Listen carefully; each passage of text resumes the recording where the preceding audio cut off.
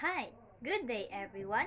I am Clarence K. Garino, a student from BSAT 3B, and for today's video, I am going to elaborate to you the different methods of food processing.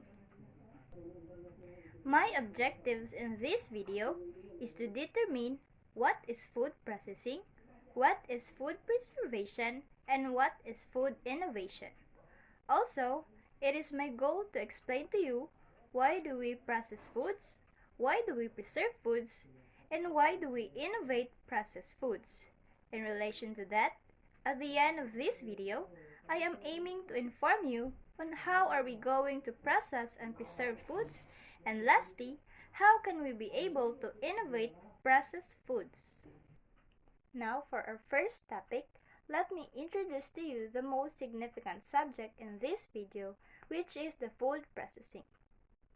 Food processing is a scientific and technological activity that covers the principles to preserve foods by slowing down or stopping the natural processes of decay caused by microorganisms, enzymes, and any other environmental factors such as heat, moisture, and sunlight.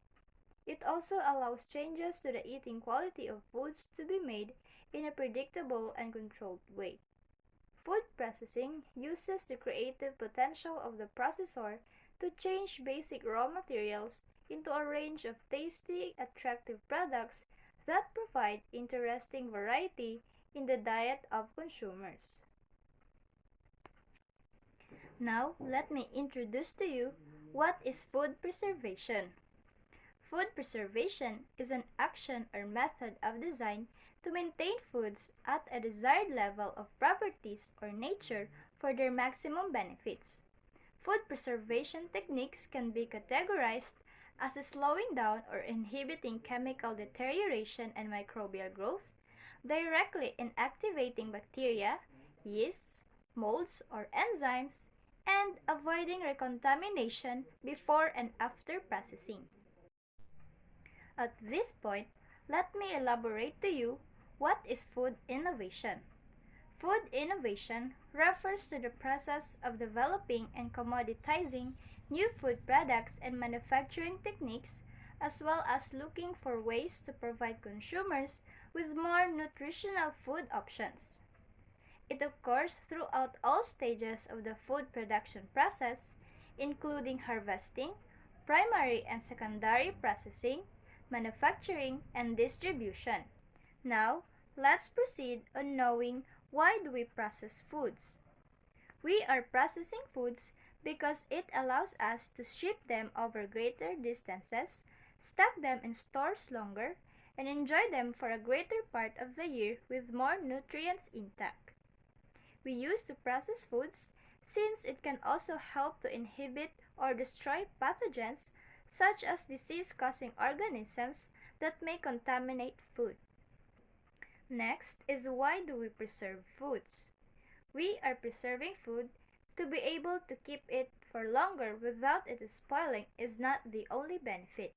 However, in many cases, preserving food can be transformative.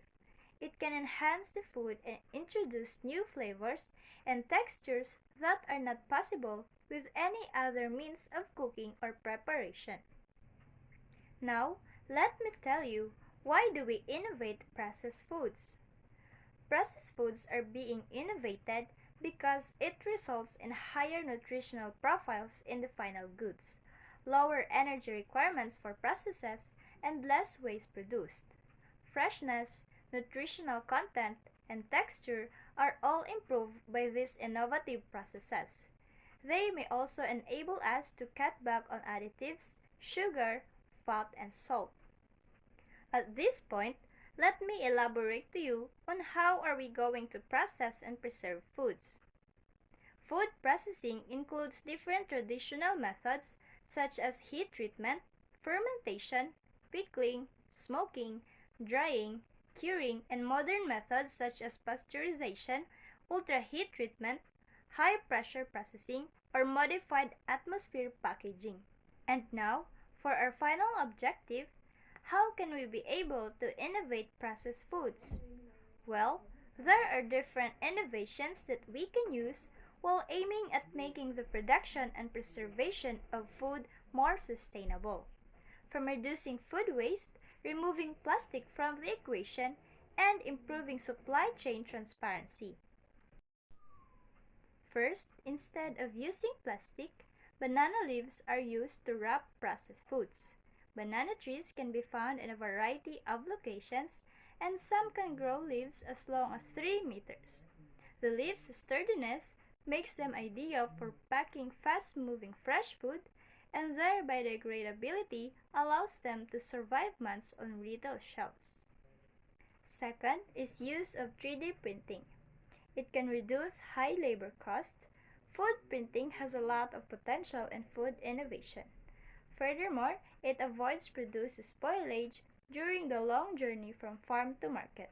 Instead, fruits can be broken down into powdered micronutrients and rehydrated to their original form in grocery stores using 3D printing, reducing the risk of damage and loss. Third is choosing the right package. Food freshness is protected and preserved by packaging.